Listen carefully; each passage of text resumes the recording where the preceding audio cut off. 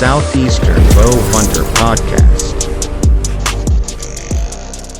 All right, what's going on, guys? Welcome to another episode of Southeastern Bow Hunter Podcast. In this episode, we're going to get Doug from Created Outdoors. So if you don't know who that is, he runs a Instagram page and I want to say a YouTube channel too. We're going to get into all of it, but he is a good Christian dude. And, I've been following his stuff for a while. So I reached out and said, hey, let's hop on for an episode and just shoot the breeze for a little bit. So before I get into that with Doug, and before I do the partners, I have to do a couple shout.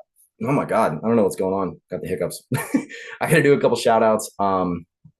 First one's going to be to the lady who was designing glasses and wine glasses and whiskey glasses and all that over at my brother's wedding this past weekend. Lovely Arrow Designs. Awesome work. She made a glass for me, a whiskey glass it's got the podcast logo on it, and she does everything freehand. She made a bunch of other glasses for the family members, and dude, it was amazing. So go follow her on Instagram, check her out. Great work.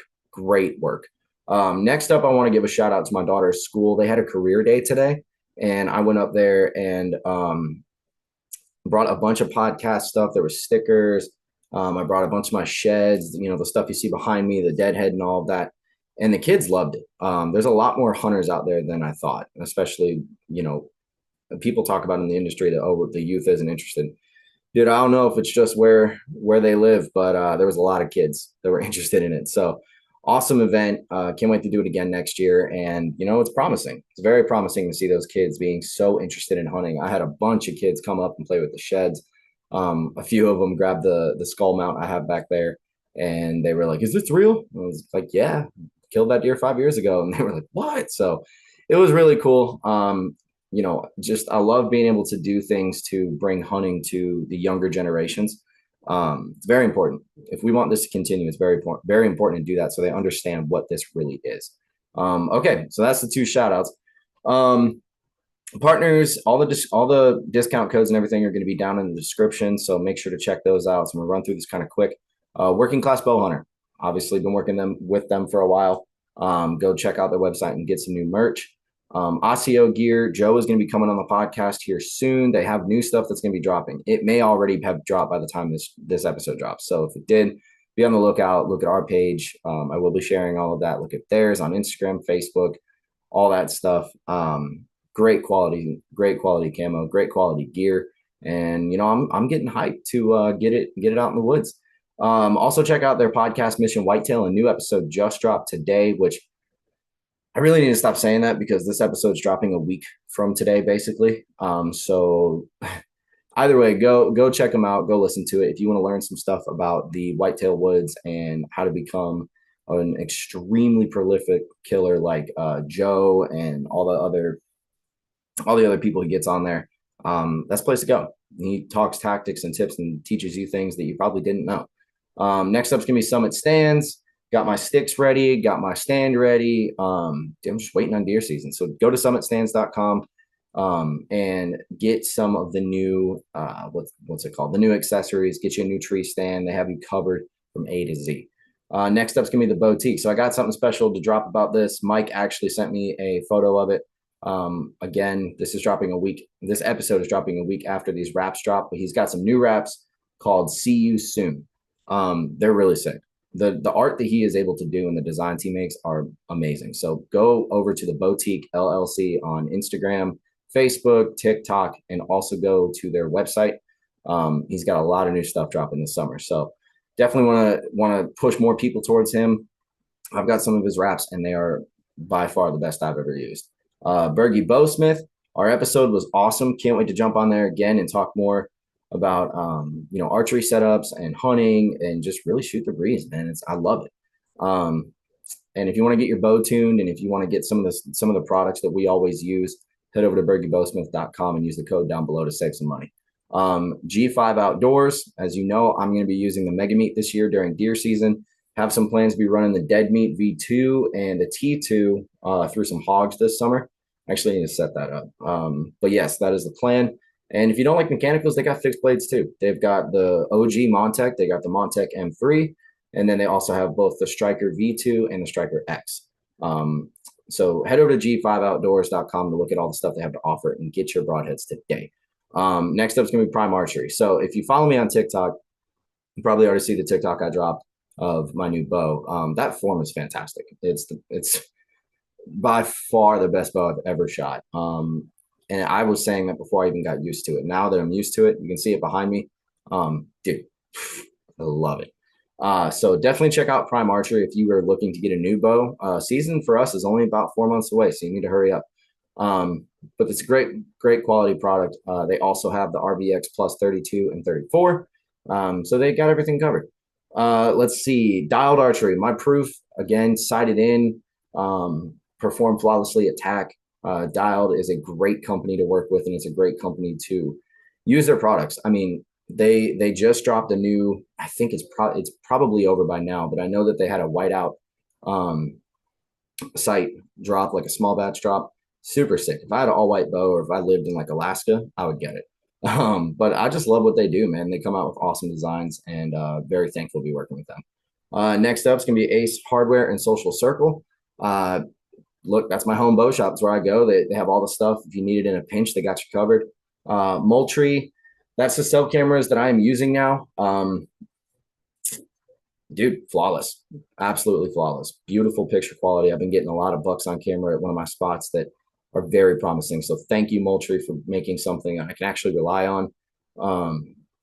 Dude, I love it. I absolutely love it. Next up, Camo Dust. Kind of easy on that one. Camo Dust is just a scent control company that I've been working with for a little while now. And it's the only one I plan on using. It's the only one I've seen works. So head over to Camo Dust, get you the 6-pack. It'll last you a whole season. Boning Archery, those alpha veins, I showed you guys those in the video last week. Dude, super quiet. I mean, I've tested them against my other veins that I have, and you can't even hear them. So definitely head over to Boning Archery and get those, get the new field tips that they've come out with. Dude, Boning's been around for years and years and years and years. You can trust everything that they've got. I can promise you that. Then the Chase, Brock is working on a new video. It's going to drop soon. Hopefully he's able to get the rest of it done this weekend. And you guys can go over to YouTube and follow that. Make sure to subscribe to him, get those notifications on, leave a couple likes, comment on it, whatever you want to do. Help support that kid. All right. That kid is a good dude, and he's just trying to grow. And last but not least is going to be Odyssey. Still no word on when that app is. I mean, I know like the beta version is going to drop next month. I probably need to text Dakota and see what's going on with all of that, so I can tell you guys a few more things. But go check it out. I mean, be on the lookout. You know that the beta version of that app is going to drop in a few weeks, and I'm very excited to see what it looks like and how it performs. That episode I did with him was very informative, and you know, I'm very thankful to call him a friend. So that's all the partners. Definitely keep an eye out for that Victory ad that's going to be in the middle of this episode. I'm probably going to start just doing Victory on here and leaving the full episode so there's no cuts. I haven't fully decided that yet, but check out Victory Archery. They've got the new HLRs. I'm still running the Brit TKOs, but eventually we'll be switching to those HLRs whenever I can get them. And dude, Victory makes, in my opinion, the best arrows on the market. So last partner I had to give a shout out to. Check them all out. Go support these guys. They're great people to work with. Please go support them. So before we get into it with Doug, listen, Jesus has been working in my life. I've had so many people reach out saying they love this segment of the intro. So I'm going to keep doing it, man. I mean, the things that he's provided for us, the things he has shown for us, even in the tough times, the peace knowing that he has got us covered, it's unfathomable, honestly. So if you don't know Jesus yet, please give him a chance. Just give him a chance. He will change your life. Okay. And he doesn't ask much, right? It's just that you believe in him and place your faith in him and trust that no matter what you're dealing with, all right, no matter what it is, he's got you covered. And on the end of it, there's going to be something much better. And I'm sure we're going to talk about that in this episode. So that's the intro. I know Doug's probably waiting on us. So let's get into it with Doug from Created Outdoors. We got Mr. Doug DeHart. God, I can't read. You just told me to. Yeah. Anyway, we got Doug here from Created Outdoors. If you don't know who he is, go on Instagram right now. Pause this episode. Go look him up. Dude's got awesome content. And if you're watching the video, you can see he knows how to kill big deer. So this is going to be a fun episode. But yeah, Doug, before we dive into like who you are and what Created Outdoors is, what you been up to? What's been going on?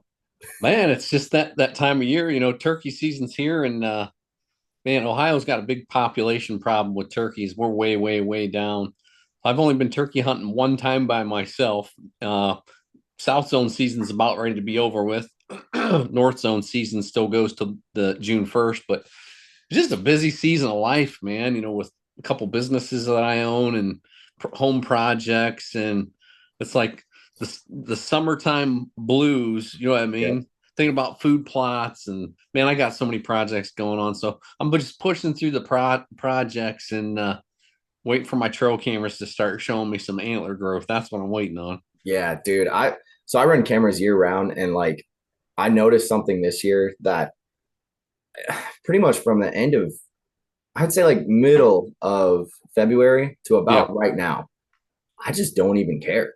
Like you don't see anything. Every buck yeah. might have a bump on his head, or they all just look like does. So I'm like, all right, well, they're sticking around. I had one deer on this property that I hunt that last year, and people who listen will know exactly what I'm talking about. But um, it had 8 shooter bucks on it last season. Holy smokes! Yeah, and I only Wow. saw one. So it's not like it's one of those shooting fish in a barrel kind of things. But Yeah, yeah. um, there was one deer on there that his left eye was either damaged or he's blind or whatever.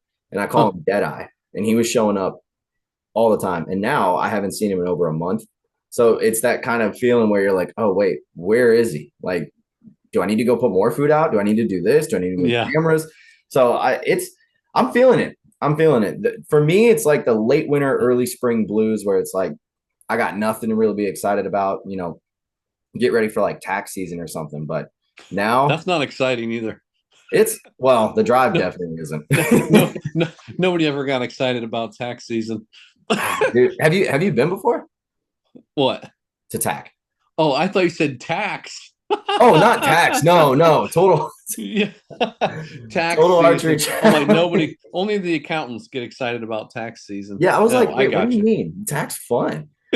Yeah, no, not tax. I mean No, that. I've never shot tack. I've never shot tack. I've had a lot of opportunities extend for me to do it, but usually, I own an industrial supply company, so usually this is the time of year where we start getting busy, make the money. That way, when I can sit in the tree stand and Yeah. get the emails to push you through, like, how are you making money sitting in a tree stand? Well, it's because I worked hard over the summer. Now Yep. it's time to make money. Oh man. Well, if you get the time, you need to go to one. It Yeah, is so much fun, man. Like the networking you get to do, the people you meet, yeah. it's awesome. But yeah, that's kind of my like, early spring thing is just getting ready for tack. If I am able to get a new bow, because I got that new prime form about 5 days before I went to Tennessee for tack. And so that was a very stressful 5 days. But it worked out. I mean, you got to stay busy, Yeah, idle hands are the devil's playground. And I say that all the time. And yeah. that time of year is the toughest one for me. But Oh, for sure.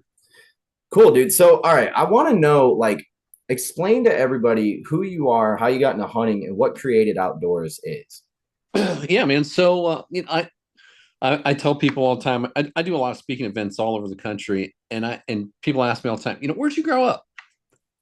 Everybody knows LeBron James, whether you like him or you don't. I don't, but whatever. But Yeah. I grew up in the same hometown as LeBron James, Akron, Ohio. That's where I grew up. Wow. And so it's the houses are 6 foot apart, the middle of the inner city. And so we did I say redneck family vacations, right? So you'll laugh. So we'd go to southern Ohio deer hunting. We'd go rabbit hunt and kick brush piles down in Amish country, down in Wayne County. Mhm. Or we would go to Pennsylvania, West Virginia, or I had an uncle live in Texas. So that qualifies me to be a full-fledged redneck because I only went to redneck states. Yep. So Yep. that's We so accept you. yeah. So I first got into hunting. I was the rabbit dog. If you've ever went rabbit hunting, we didn't have a rabbit dog. It was me.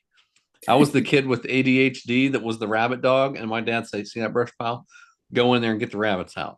So I would go in, and I was the rabbit dog. Go in there and give my beagle noise, and rabbits would come running out. My dad would shoot at the rabbits and didn't care if he killed me, and say I got him, and I'm like, "Yeah, I know you got him. You got me too." But yeah, so grew up rabbit hunting, and started falling in love with deer hunting. And it was always gun season. We'd go a couple days gun season here in Ohio. And it kind of a cool story. I don't talk about this enough, but I'll share this with you. This will give you some special insight to my passion for archery. So at a young age, my dad in the attic of the basement, in the rafters rather, had a couple old compound bows that were shoved up in the rafters from when he was a little kid. Mm-hmm. And so I said, Dad, can I get one of those bows down? And dude, I wasn't worrying a little kid. My dad just looked at me and like, there is no freaking way I'm giving you one of those bows to go out in the backyard to shoot like the neighbor's cat or something's going to come up missing. I just know you. You know what I mean? So I'm like, okay, cool, whatever. So I kept begging him and begging him. He wouldn't do anything. So one day a tree branch fell in the backyard, and this tree branch fell, and it had just a little bit of a bend in it, and I took it over to the trash can. I don't know if you ever did this as a kid, but we'd take sticks and lean them against the, like the steps and step on them and breaking them in half so they fit in the trash can. So I stepped on this stick, man, and that stick was like, and bent back, and I was like, man, that thing would be a pretty good bow. I wonder if I can make a bow. So I took rubber bands. No. And you know how you can twist them together and string them out? So I strung them out, and that's how I adjusted the different poundages. I had different strings that I made, and I whittled my own sticks and made my own arrows. So in fall, we would take all the leaves, rake them in a bag, and I'd stand out there and instinctively shoot arrows out of that literally stick and rubber band string that I learned how to shoot on. That's how I learned archery. Nobody ever taught me anything. Huh. Yeah. So that's a you exclusive. That's an Eric exclusive. I've never hardly shared that story with anybody, but yeah. So that's how I fell in love with archery, and I grew up in a crazy broken home, and I share that testimony at a lot of churches and stuff I speak at, and just really fell in love and felt at home out in God's creation. When you're sitting in a tree stand, man, and you can hear those frosted, cold, crunchy leaves, and you slowly look over your shoulder, and you just anticipate, you don't know what it is, and you see that that big shooter come walking by, and that those are God created moments. And so through that, and then through the brokenness in my family and how I grew up, with some relational issues between my mom and my dad, hunting was my safe place. Yeah. Where I fell in love, where I connected to God. I could see his creation. I could shut everything else off. I think every hunter that's listening to this can relate is, wow, I can leave everything else at home or at work, and I can get out here and I can just detune. I can refresh. I can focus on how to be a better dad. I can focus on how to be a better husband. I can focus on me and spend time with God. And there's, unless you've experienced it, you never just fully get it.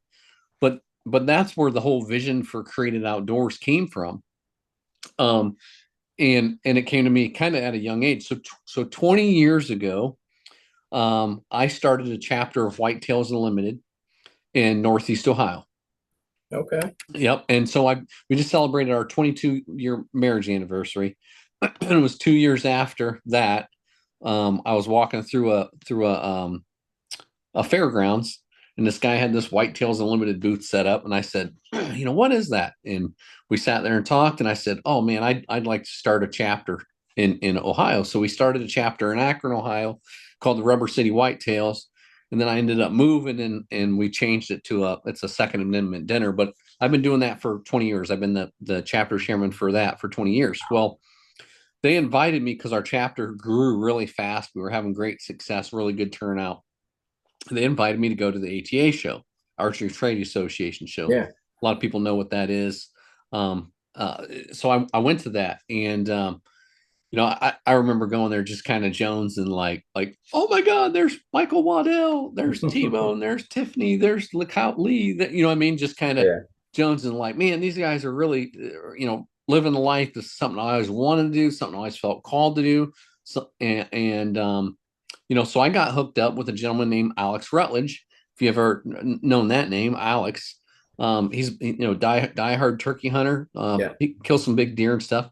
And so Alex and I kind of connected, and not long after that, he came up and hunted with me. And, it's always great when you have somebody like Alex come to hunt with you, and you realize that you look at the weather forecast that you can't predict, and it's 90 degrees in the middle of October.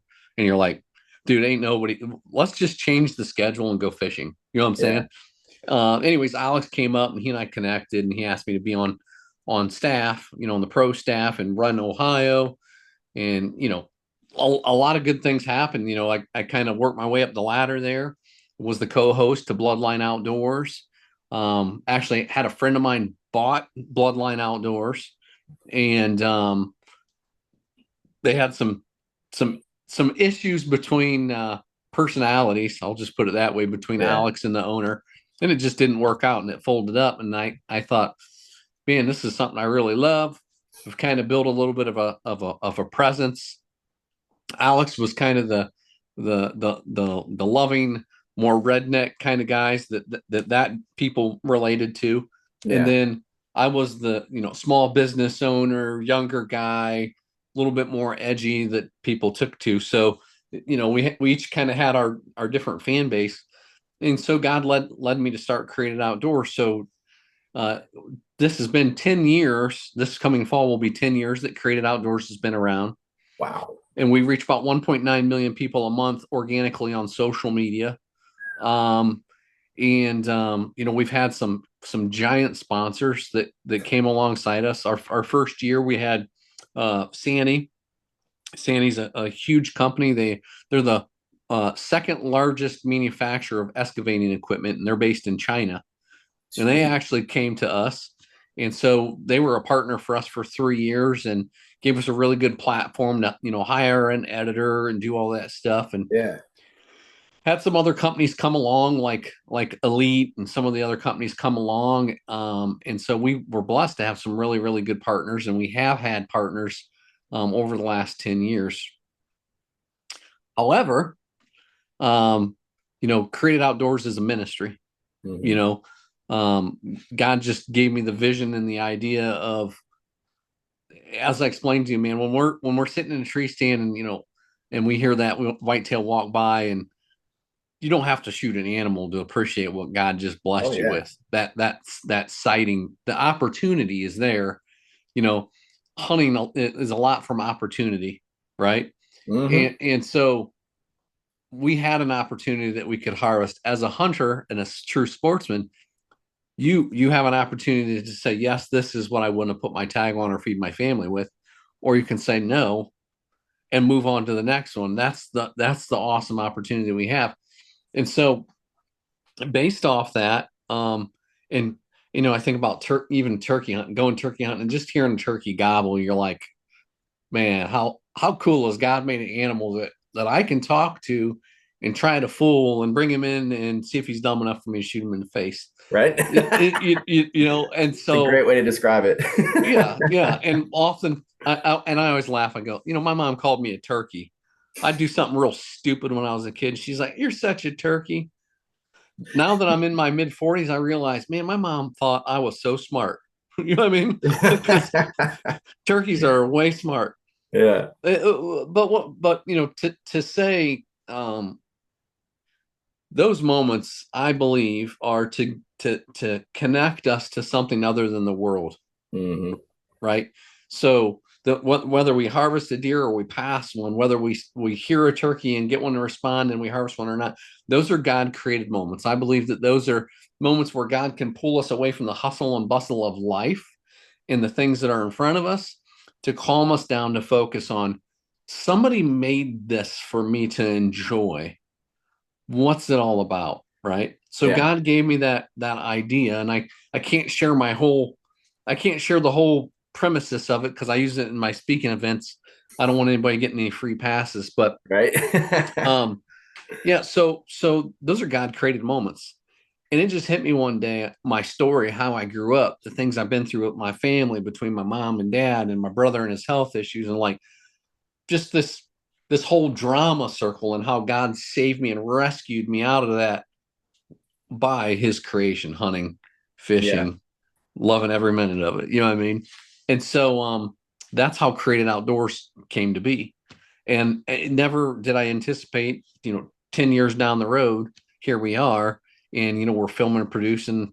I think we're probably pushing 60, 70, full length episodes that we're doing. And we've really changed a lot of that up.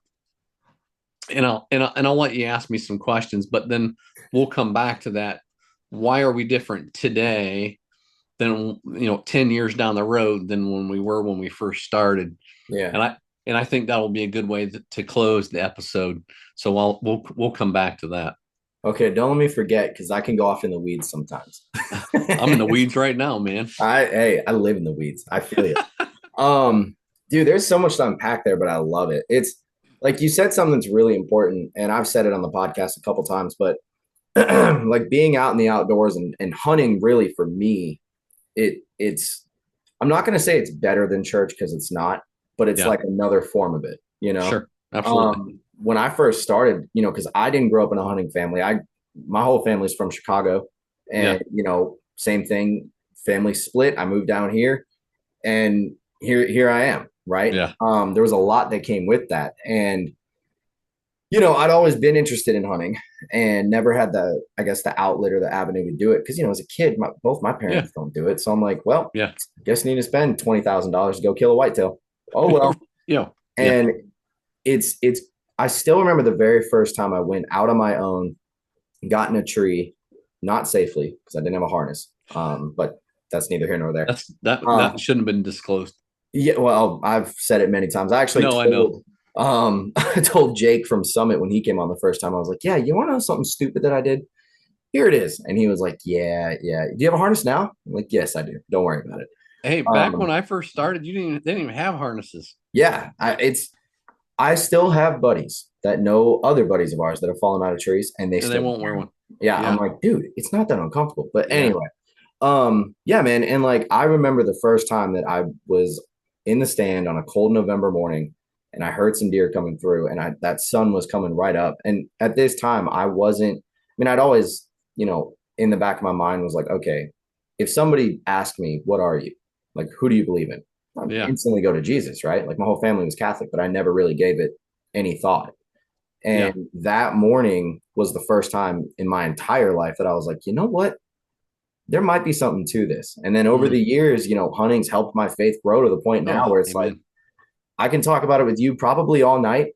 And every single one of these episodes, and I have to put this, like, I have to say this, because even in the intro I said it, but every single one of these episodes in the intro, I'll put 30 seconds of like, hey, if you don't know Jesus yet, here's reasons why you should, just trying to bring people back to him. And I feel like you can't, and I'm sure there's some people out there that, might just hunt because they like to hunt, but I feel like you can't go out in the woods and do what we do and not see God.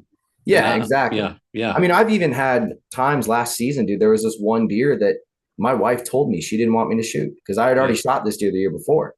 Yeah. And she lived, and she was like, no, that's Mary. That's the holy doe. And I'm like, that's borderline blasphemy, but okay, fine. Yeah. That's funny.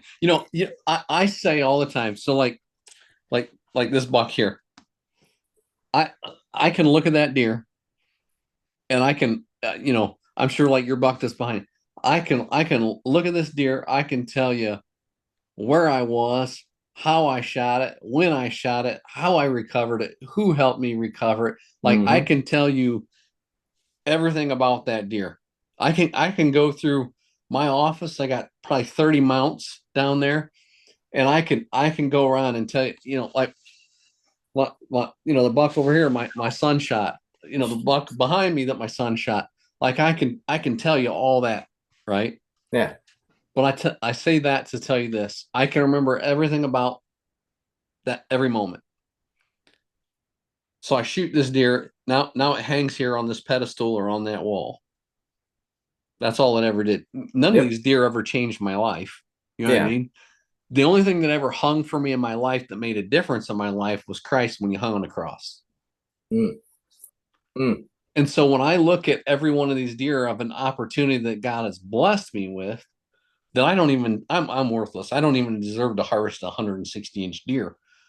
But yet still God gives me the desires of my heart in different ways to speak to me through his creation. So a lot of hunters see creation, but they don't know the creator. Yep. They know something made that stuff, right? Mm-hmm. So we're kind of that catalyst. That's our hope and our prayer and our vision, is that we're the catalyst between people that know somebody created this stuff but don't understand who the creator is and what he's done for them.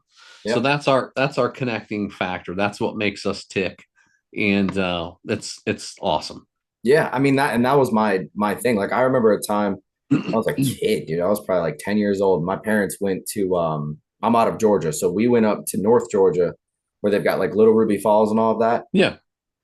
For whatever reason, I was like, who made all this? And my mom goes, look around. Or no, I'm sorry. I said, I asked my mom, how do you know that God's real? Who made all this? Yeah. Because at the time, like, there were people talking about like the Big Bang. I think we were learning about it in school or something. Yeah. That's a shocker. And yeah, don't even get me down that rabbit hole. But she goes, look around. And I was like, what do you mean? She's like, God made all this.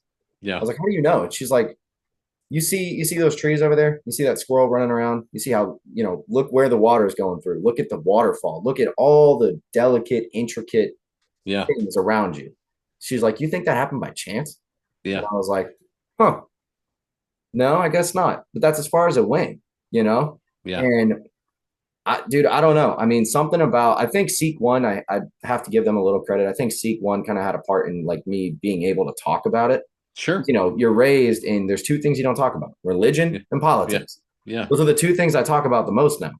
So, it's funny. It's funny. So I travel, I speak at churches all over the country. Usually, I don't know, it could be 5 to 10 a year, but so I do that. So I love to preach and share my story, my testimony.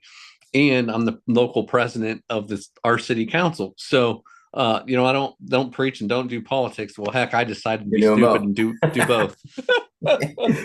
Yeah, it's weird, man. I mean, I love how in the hunting space, especially now, you can be open about it, because like that deer I was telling you about, Mary, right? Yeah. The holy doe.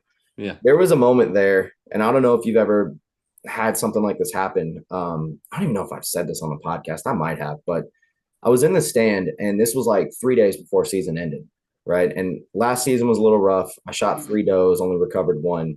It's still kind of an open wound, right? But it happened. Yeah. And my wife gave me a pass. She said the last week of deer season, if you see her, I won't get mad if you kill her. But if you don't, or if you don't see her, or if you don't get a shot or whatever, basically, like, if you can't kill her, then that's it. Because she's old. I mean, she is really old. She's got like a scar on her shoulder. Wow. I feel really bad because she always limps in, and I'm like, I've told her 1,000 times, I'm like, I really need to end this. If a coyote shows up, that's a worse death than an arrow going through the lungs. But regardless, so this deer shows up, and she is at 20 yards. Now the whole story is kind of long, but I'll make it short. I had already gotten down, right? Because I got blown out by this one doe multiple times. I was freezing cold. The wind was howling. I don't even know why these deer were out. I go back to the truck, and as I walk back to the truck, it's on a really small spot. So my truck's only 30 yards away. Yeah. And I'm at the truck, and I turn around and I see that there's 5 different does walking around. Well, Mary's one of them. And I get this bright idea. I'm like, you know what? There's a wood pile right there. I could probably get within 20-ish yards and maybe get a shot off. So I grab all my stuff, creep up behind the wood pile, kind of, look around it a bit. And the deer are on edge a little, but I'm like clipped down. It's almost like I'm out west hunting a mule deer, and I'm behind some brush, right? So I'm like, I'm going to test this. So I step out, and I'm at full draw. She's 20 yards away. All the other deer run away. Mary does not. And she's just staring at me. And I'm like, this is kind of weird. And maybe I'm crazy. For those who don't believe, they're probably going to think I'm crazy. But I swear, as much as I see you right now, there was a voice in my ear that said, let that one go. Don't do it. Yeah.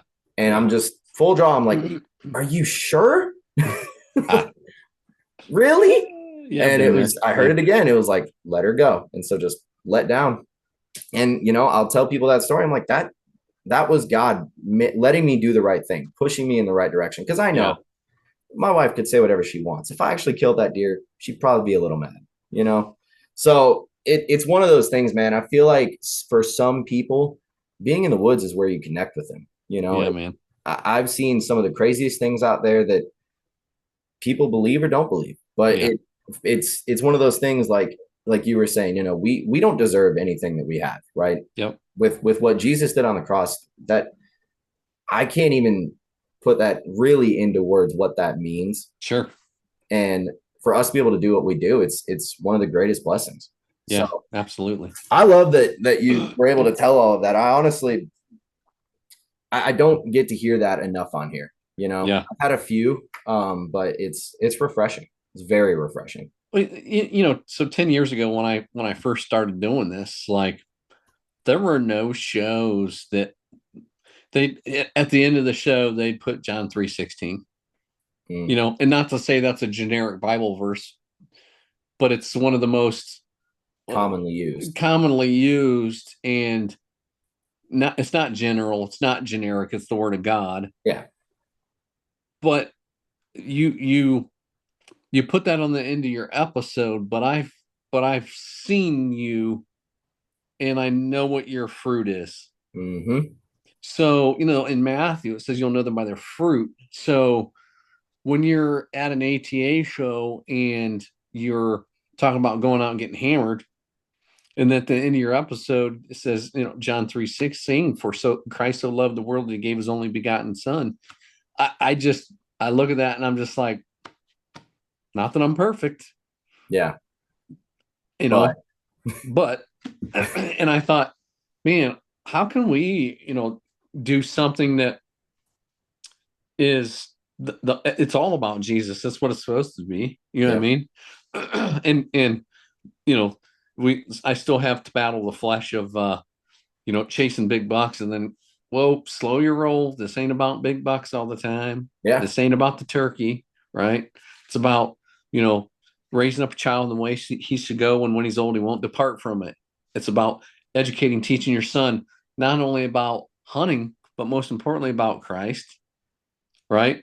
Mm-hmm. If and one of the most profound things I've ever heard before, I was driving down the road. My wife and I had just been married for like a year, and we were going through some garbage, and I was driving down the road, and I'm like, oh, I'm down here in Canton. I can turn on my radio to 95.9, and there's this, I'm like, oh man, it should be getting ready to start. This pastor who's really relatable, like he's got a radio show, but it only works in like this bubble. You know what I mean? Yeah.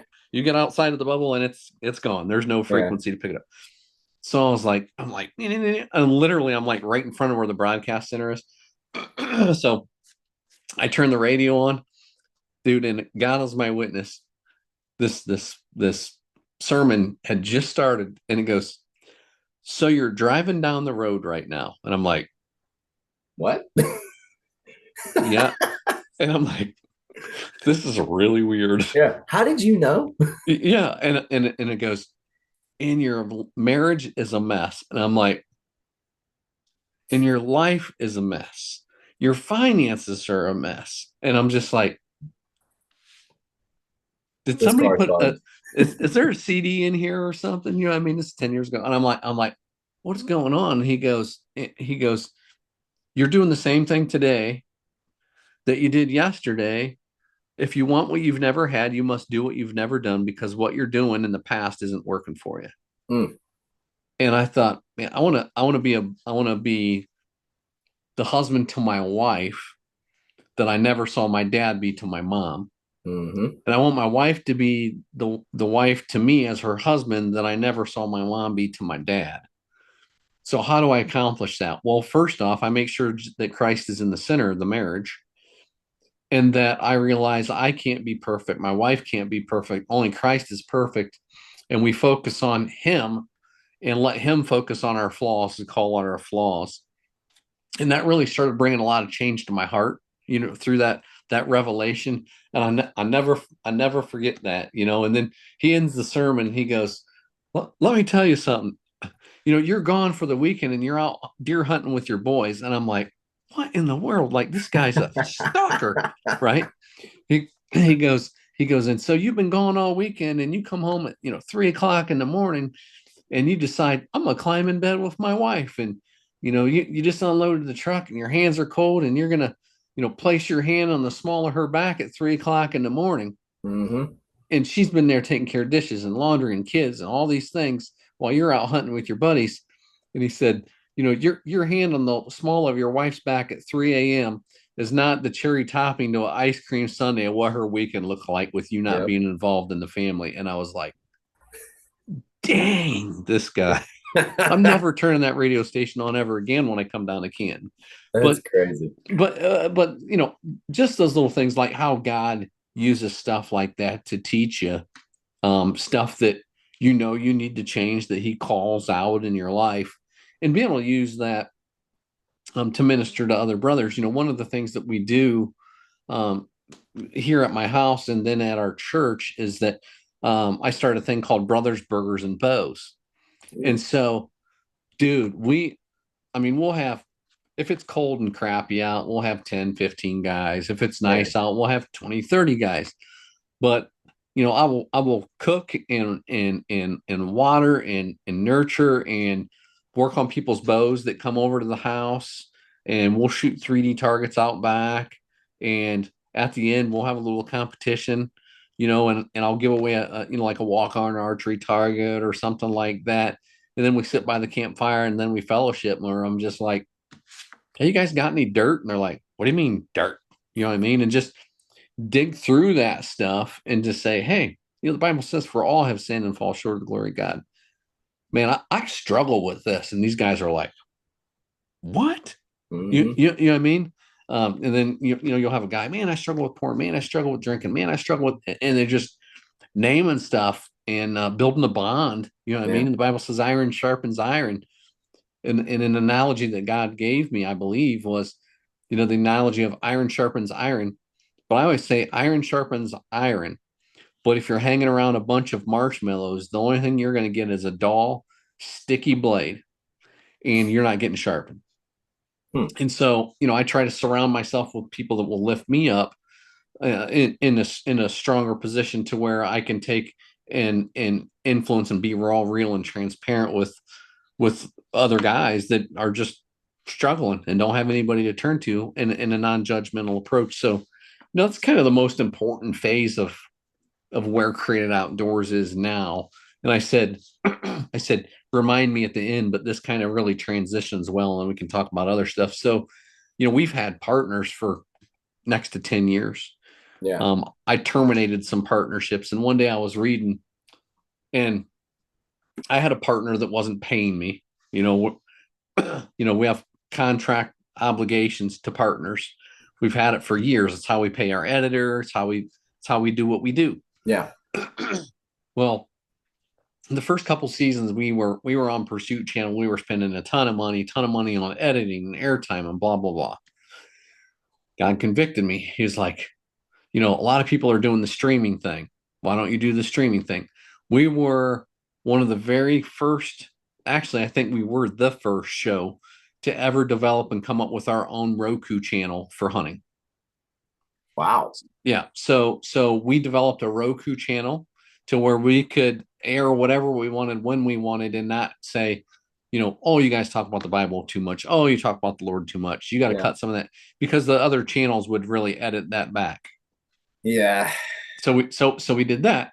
Well, then we decided to, instead of spending, $10, $15, $20,000 a year on airtime, that we took money and put it into developing a app. Mm-hmm. So we developed a Created Outdoors app that's on Android or iPhone. Let me go ahead and you can download it, and you can watch all the episodes through the app. So all our episodes are on there, obviously, on YouTube. And so we quit doing the paid to be on Pursuit Channel and stuff like that. Yeah. How did I not know about this? Now you know, right? Dude, that's awesome. And so we reach a lot of people that way through that platform, and it's very unique, and it gives a direct connection, instead of, going through, 200 different shows and programs and stuff like that. But it takes money to do all those things. So I kind of hit on so we had financial obligations from partners that they paid us to use and promote their products. And I was very picky, on what products I use. I'm not going to use some junk or whatever. Well, yeah. A lot of people just will take whatever sponsor they get and say, "Oh, this is the best thing." I never did that. I went through that early on, so I know exactly what you're talking about. Yep. So it's bad. And then we're not brand switchers, so we just don't jump ship to go to another brand because they offer us more money, blah blah blah, whatever. Yeah. As a matter of fact, God used something. I had one of our biggest sponsors that owed me some money, and they weren't paying me, and I kept getting mad. I'm like, we need money. I got to pay the editor. I'm getting mad, right? So I was just praying about it. One day I opened my Bible in the morning. I opened it, and I was like, I always come out here. This is my prayer closet. So as soon as I get up, I go to the coffee pot, right? Nature's nectar. Go to the coffee pot, make me a cup of coffee, and I come out here, and I'll open my Bible, whether hard copy or digital or whatever, and I just start digging through, and I'm like, this is what God's telling me today, or convicting me, or teaching me. And so I'll go through and take some notes and do a little devotional on the Created Outdoors social media pages every morning. I post that myself every morning. I love that. I see it all the time. I don't mean to cut you off. I do have to tell you this. That's really what drew me to wanting to do this and like get you on here and talk. Cause I'm like, you don't, I mean, you see, every Easter, a lot of the companies will go, Happy Easter, and then nothing all year. And I'm like, I get it. I'm happy you did it, but you were the only one that was consistent. And I'm like, all right, this guy is the real deal. Like, I've got to get a hold of you. So we try. You're doing a good job. But so one morning I was just going through that, man, these guys got to pay us. I got to pay the editor, blah, blah, blah, blah. I opened my Bible and I opened it up to Luke 9:40, and kind of not knowing the word, line by line. If the story of Luke 9:40, it talks about a father who had a demon-possessed son. And the demon-possessed son was like crazy bad, right? Yeah. And so, Jesus told the disciples to go to the different areas, right? And so this demon-possessed guy, dad's like, take him and like, hey, I heard you guys are disciples of Jesus. Like, my son's demon-possessed. Look at the dude. I can just see it. Like, oh, look at the dude. He's freaking crazy, right? Yeah. And I can just envision, kind of jokingly looking at the disciples and going, he's like, you got to cast this demon out of my son, right? Like, he's crazy. And I could just imagine, like, bro, you gonna do it? I'm not gonna do it. That dude's freaking crazy. Like, no, you do it. And they both look at each other like, it's so bad, like, we can't do it. We got to take him to Jesus, right? Yeah. So they take this demon-possessed kid to Jesus, and I could just envision Jesus looking at him and go, did I not give you the power to do these things in my name? And he heals this demon-possessed kid. Yep.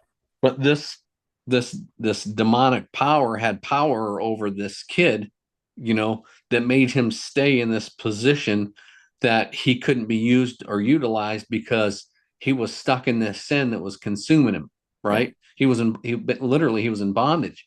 And so I sat here and I just went, man, we have to get rid of all of our sponsors.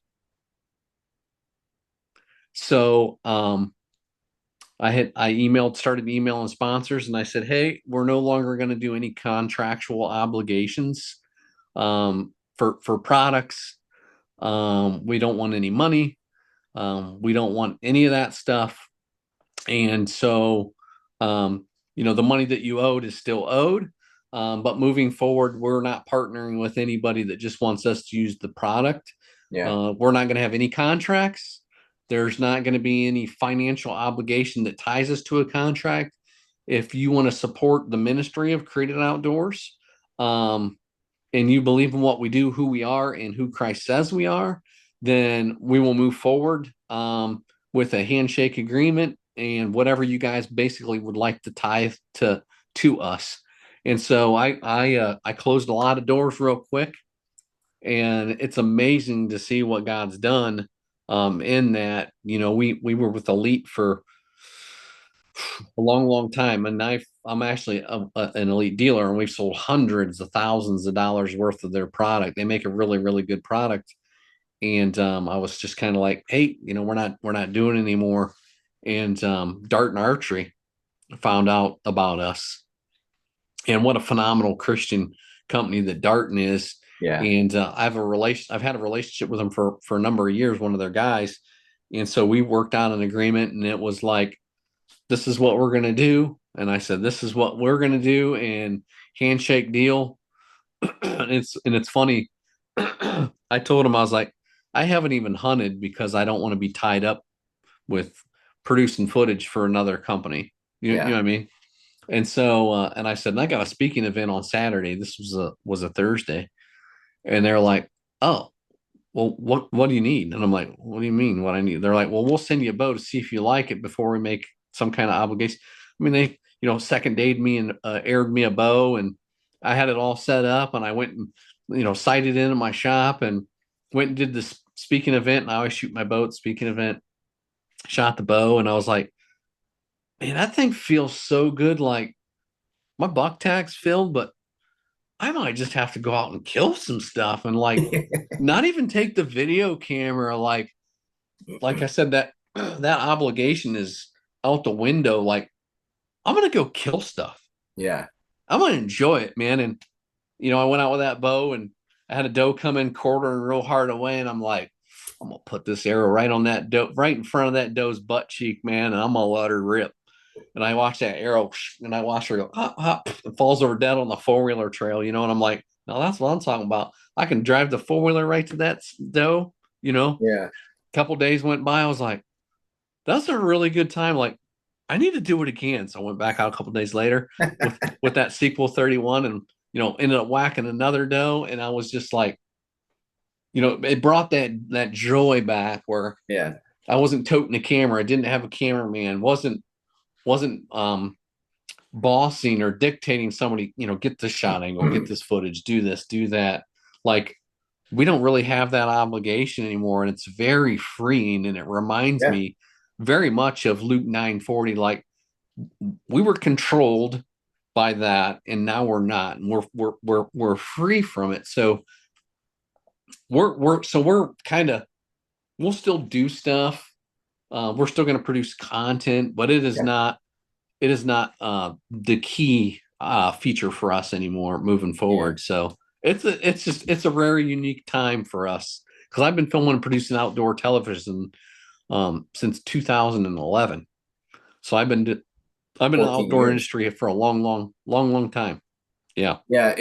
That's something that I had to I'm not going to say learn like the hard way, right? Because I mean, most of my partners I work with, it is just kind of the same thing, handshake agreements. And I've said a million times, all the stuff that I've used that has like their brand name on it, I've always been like, whatever you guys are willing to help out with, like I'll buy what I need to, but whatever you're willing to send, I'll promote it, I'll use it. I only work with companies that I like, and it's kind of the same mindset, because I have friends that have been in the industry for a long time, and they say the same thing. Sometimes you get caught up in a contract, and it's like you're trapped, and you could have a contract with something you really don't like, but they're paying you, and it's like, dude, every time I go hunt, I hate drawing this bow back, or this one broadhead never works for me. This tree stand, I don't trust it, and it's like you said I broadhead. can't even imagine. You said broadhead. It made me think when I first got in the industry, and this new broadhead came out, and this broadhead company offered this show a whole bunch of money to shoot this revolutionary, the greatest thing since sliced bread broadhead. And they're like, shoot this thing. You got to shoot this thing. I'm like, dude, this thing's horrible. You know what I mean? Yeah. And so they're like, are we still in business? No. Okay. So this company legitimately is like, listen, just keep our product in your quiver. If you have to have another broadhead, just shoot that broadhead and make it look like you killed it with ours. And I'm like, no, it's not happening.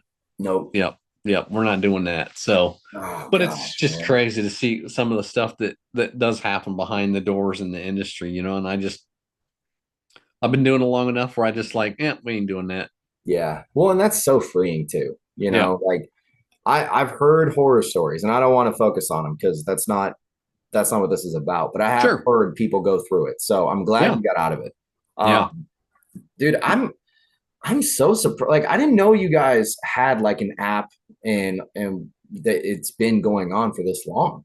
yeah, I yeah. really need to do my research next time 'cause No, you're it good. I might have to re-record the intro because to my knowledge up to this point, I just thought it was like a really cool Instagram page. And I was like, Yeah.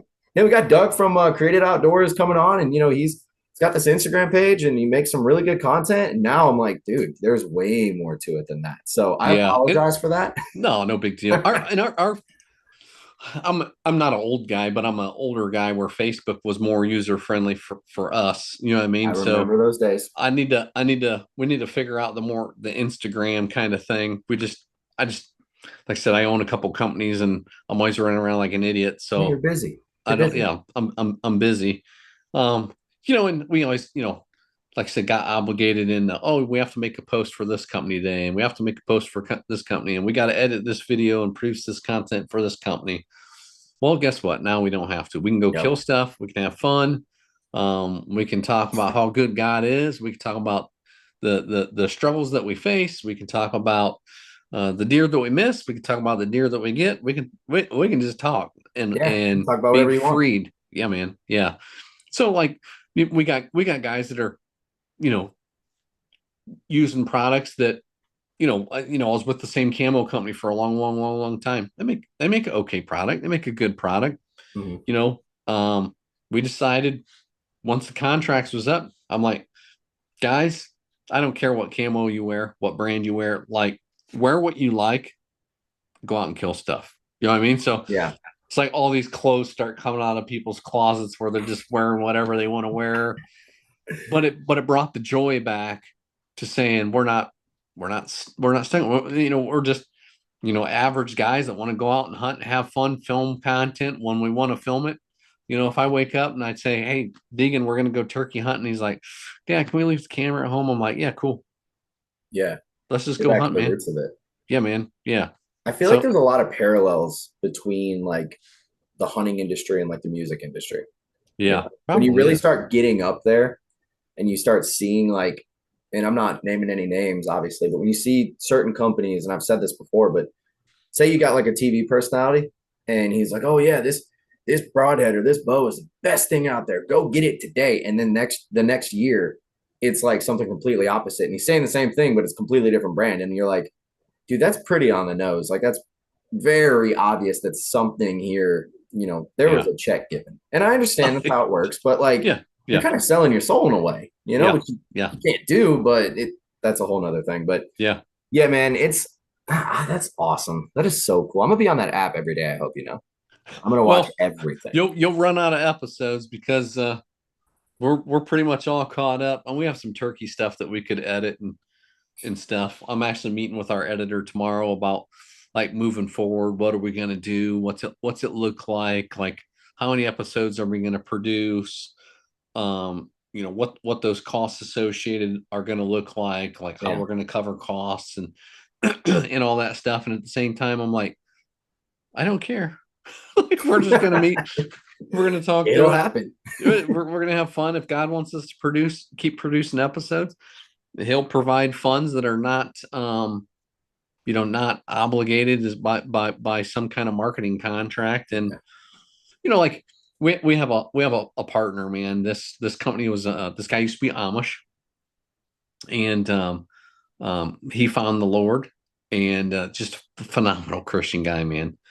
And I've never had. He's one of our longest standing partners. He's been with us for I couldn't tell you how many years, a long, long time. But that guy sends a check. It's a tithe. I went and spoke. Here's kind of a story. So he called me during COVID, and I was supposed to go to Colorado elk hunting. And he called me. He was like, "Hey, what are you up to?" And I'm like, "Nothing." I'm like, how you doing with everything going on?" He's like, "Oh, it's going okay." He's like, "Hey, let me ask you something. Like, will you come, share your testimony and create it outdoors at my church?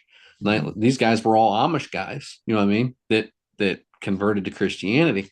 Yeah. And I'm like, yeah, when's the dates? He's like, oh, it's going to be like September 14th through the 17th is dates I'm shooting for. And I'm like, dude, I'm going to Colorado elk hunting. He's like, oh, really? Okay, well, maybe next year. And I was like, no, I'll cancel my elk hunt till next year.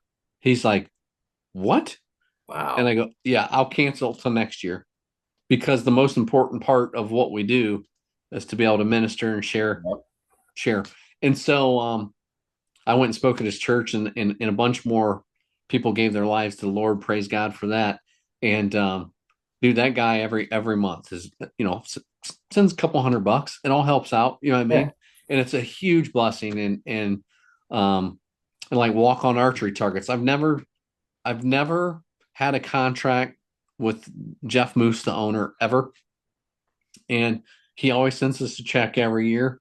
And we have a brotherhood, we have a fellowship, and it's special. And that's the focus that I want to be on, is to say, man, it's not about money. It takes money to minister. Yeah. You know what I mean? To reach people through the different platforms and stuff. But at the end of the day, God's going to provide, the if he takes care of the sparrows, right? I love that verse, dude. Certainly he's going to take care of me, because you beat me to it. I think sparrows got more hair than I got, but that's besides the point. But yeah, maybe not more facial hair, but yeah, maybe not facial hair, but head hair, he's got me. Yeah. So dude, that's awesome. I love when like someone's, bold enough to actually be open about it, because I just feel like these days, especially, we need that. I mean, there is so much that I feel like if people just heard the word and like really opened up to it, it would change their lives. Hence, again, why every intro I'm like, just give him a chance. Yeah. And I feel like what God's given, obviously you have a much bigger following than this does, but what we're both doing is like, if we're open about it, somebody's going to listen.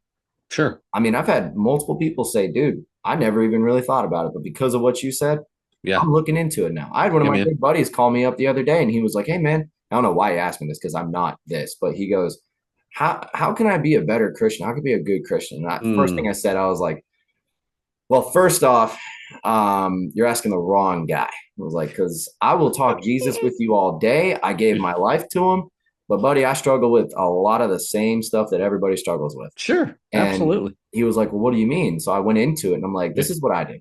Read your Bible. Yeah. Pray more. Yeah. Everything else will work itself out. Yeah. That's all you got to do. And, I'm not going to go into it. We still have those conversations. Yeah. But it's a process. And it's the same thing like deer hunting is a process, right? When I first started, I had this event at my daughter's school today where it was career day. So I brought all my sheds. I brought the deadhead behind me. Yeah. Stickers, all that stuff. And the amount of times kids would pick up my first buck's antlers, which are like 50 inches, maybe. Yeah. Yeah. And they're like, oh, did you kill this? I'm like, yeah, I did. I was like, that was my first deer I ever killed. Let me tell you a funny story, because they were like, why are they sawed off? I'm like, well, I thought they'd be good rattling antlers. And then I get them, and it's like a little tiny kind of thing. And I was like, that's just what it is. You just learn from that. And, it's really, it's kind of crazy to me, the parallels we see, with people's faith and with hunting.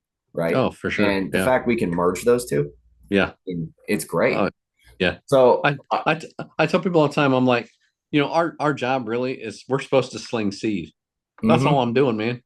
You got drug dealers that they're slinging drugs, man. I'm just slinging seed. It's not my job to water it. God's going to water it. He's going to use people in this episode of like, what are these two guys talking about? Like slinging seed and drugs. And like, my job is just to share how good God has been in my life and the things that he's brought me through. And that he's there open-armed, willing to do that for people to listen to this episode or watch this episode or whatever. And, I think we don't take in context in Genesis when Adam and Eve first sinned.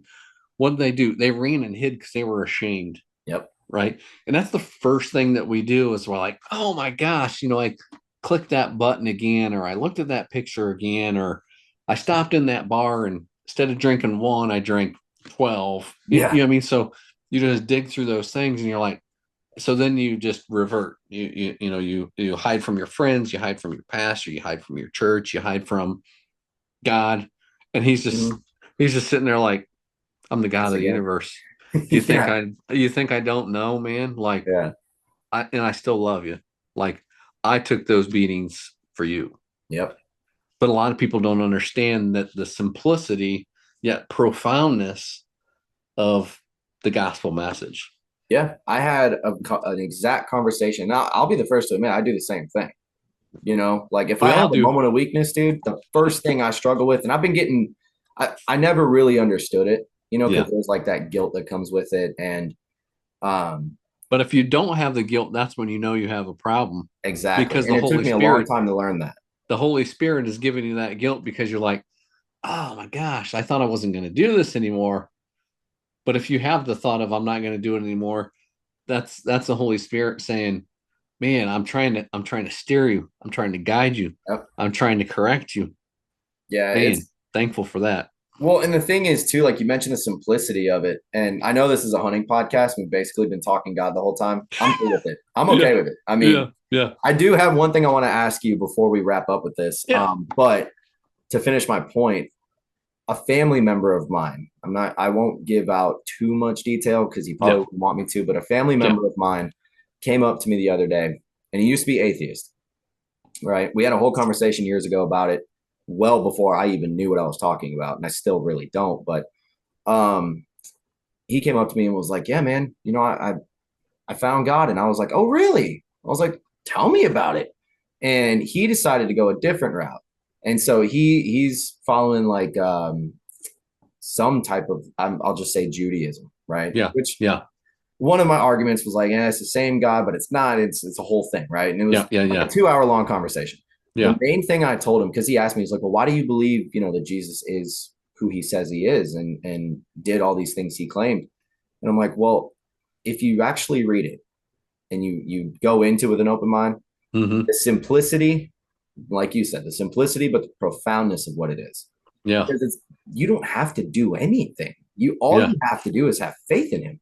And that's so much more understandable for a God who actually loves his creation like he does. Yeah. Amen. Yeah. Than having to like, oh, well, I got drunk on Saturday. Let me go kill 5 cows and a pig and you know, do all this stuff. I'm like, people look at it differently, but you hit it right on the nail, or the nail right on the head, man. Like the simplicity of it. It's just, that's why I think so many people are drawn to it, you know? Sure. Absolutely.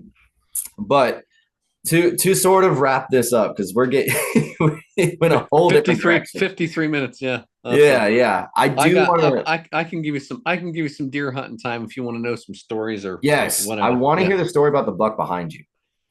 Yeah, man. So this buck behind me, I had bought a new property in Ohio, and it was a 35-acre parcel of property.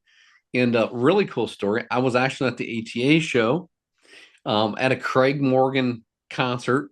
That was a private concert. Yeah. And I was with a guy named Denny Malloy from Whitetails Unlimited, and we were standing talking to Waddell and T-Bone, believe it or not. Yeah.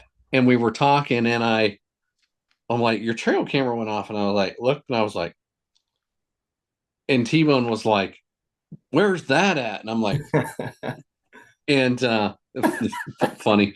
And he's like, that's a tank. And I'm like, yeah, well, it was 2019.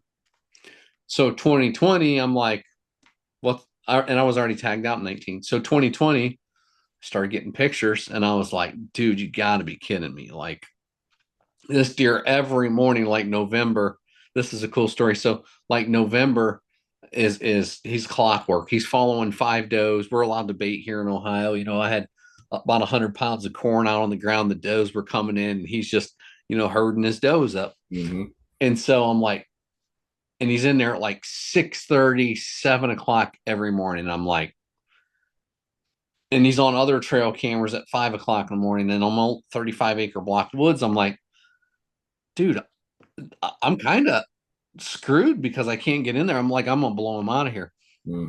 So November 4th, November 4th, Oak Ridge Hunting Blinds text me, said, "Hey, we got your new blind all built, ready to go. We can deliver it today to your property." I told my wife, I'm like, it's November 4th. Who wants a new hunting blind like in the middle of the rut? Like, these guys are crazy. Like, and I'm just going, and she's sitting in the passenger seat. She's like, and I look at her, I go, what? She goes, your son wants to hunt, and it's going to just keep getting worse, and it's going to keep raining, and it's going to keep pouring, and just quit being an idiot and tell him, to bring the blind. I'm like, okay. Yes, ma'am. So they're like, let's just plan on doing it tomorrow morning. I'm like, okay. So I said, here's the address, here's the property, meet you in the driveway. So we pull in down there.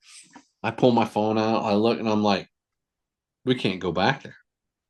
And these Amish guys are like, why? And I was like, because of this. And they're like, that's back there. And I'm like, yeah. They're like, holy crap, that's a giant. And I'm like, yeah.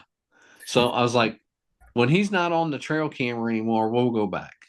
So I'm like, we're sitting there, like half hour goes by, my phone goes off, and I looked, and I'm like, dude, he's walking past the trail camera that goes to the bedding area. I'm like, we're good. Let's make a run for it.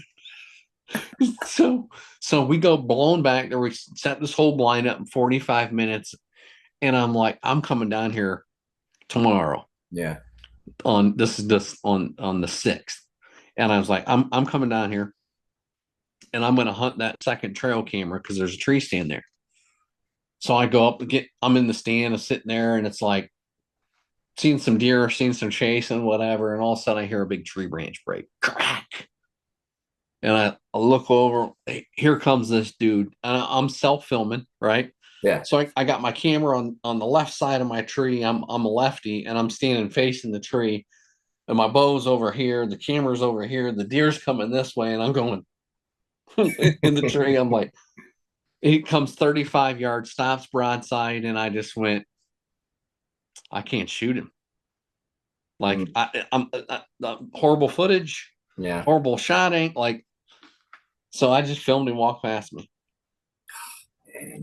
at 35 yards. And I was like, I sat down, I texted my old buddy Russ, and I'm like, dude, I was like, I just let him walk at 35 yards. He goes, you're kidding me, man. I go, no, he walked right into the bedding area.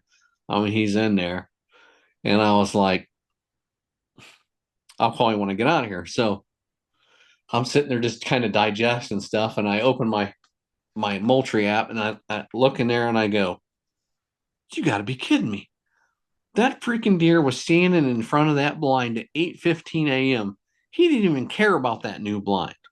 And I'm like, this is unbelievable. So you can watch, there's an episode. So I'm like, I'm out of here. So, dude, I jump down out of the tree stand. I get my side by side. I drive home.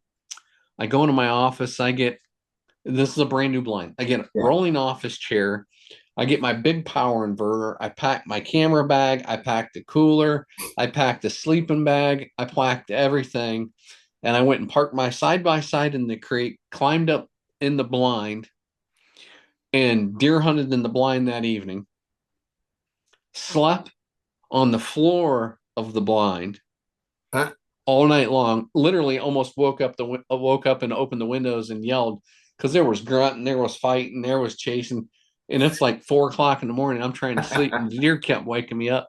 I want to say, hey, be respectful to your neighbor. I'm trying to freaking sleep, So, set my alarm to wake me up. I got up at, like 6 o'clock in the morning and got everything set up. My bow, camera gear, everything's all set up.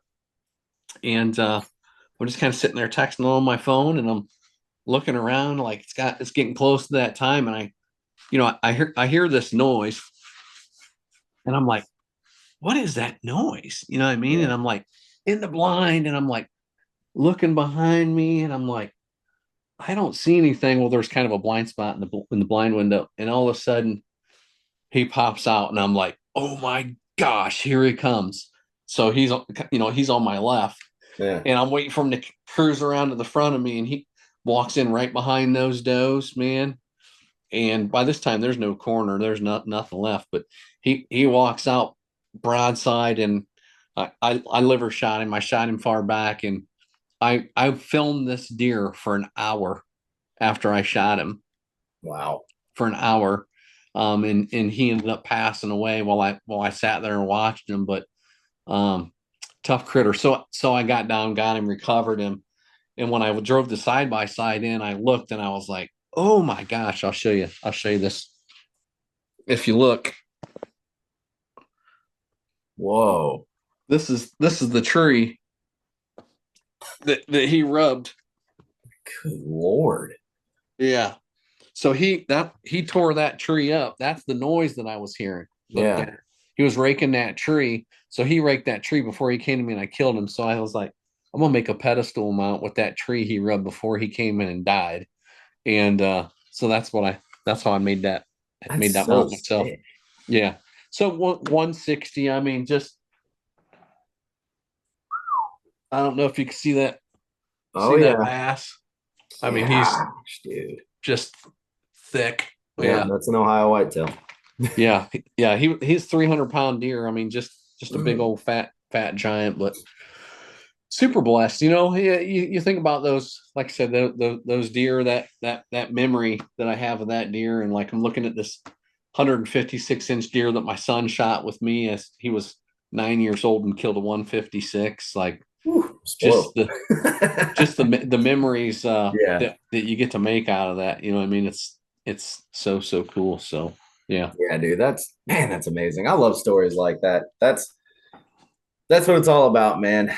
I thought when I got up off that floor in the morning, I thought, I don't know how I'm gonna pull my bow back. Deer walks past me. I was like, I was tore up, man.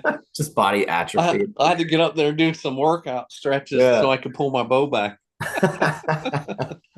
That's funny, man. Yeah. I've felt that in the stand before when it was freezing cold and I wasn't prepared. Yeah. I've almost torn my shoulder. I mean, I've definitely been in that position before, but yeah, man, that's awesome. I love, like I said, I love stories like that. So here's what we need to do. We need to get you back on soon. Yep. I'm thinking probably end of summer. Maybe when does y'all season start? October? Nope. September. So it's the last Saturday of September our season starts. Okay. So ours, there's actually some stuff up in the air. It usually starts on the second weekend of September, but they're talking about adding an extra month. So I don't know what that's going to turn into. But our season goes September 27th till Super Bowl Sunday, archery. Oh, wow. Thanks. Yeah. Y'all might be longer than ours. Yeah, we have one of the longest seasons in the country. That's insane. Yeah. Well, what we need to do is we need to get you back on before that, because I'd like to talk a lot about like what you do out there to, get on these deer and kind of compare everything here. Yeah. But before we get off of here, man, first I want to say thank you for coming on. That episode was fantastic. That was one of my favorite ones I've done. I appreciate you having us. But give us a shameless plug for everyone who can find you. Yeah, man. So you can go to createdoutdoors.com. You can get on there, you can get swag. It helps promote what we do. Instagram, Facebook, YouTube, super easy ways. We're currently rebuilding our Roku channel. It's in the process of getting redone. And then obviously you can go in the App Store and in the Play Store or the Apple Store and type in Create It Outdoors, download the free app, and randomly we'll send out new episodes or basically private subscriber information where we'll say, maybe the first couple people get a free sticker by, shooting a message or whatever like that. So those are the best ways to connect with us for sure. Awesome, man. Well, awesome episode. Thank you again for coming on, and we will set up the next one for sure. Awesome. Appreciate it, Eric. Thanks, man. Sir.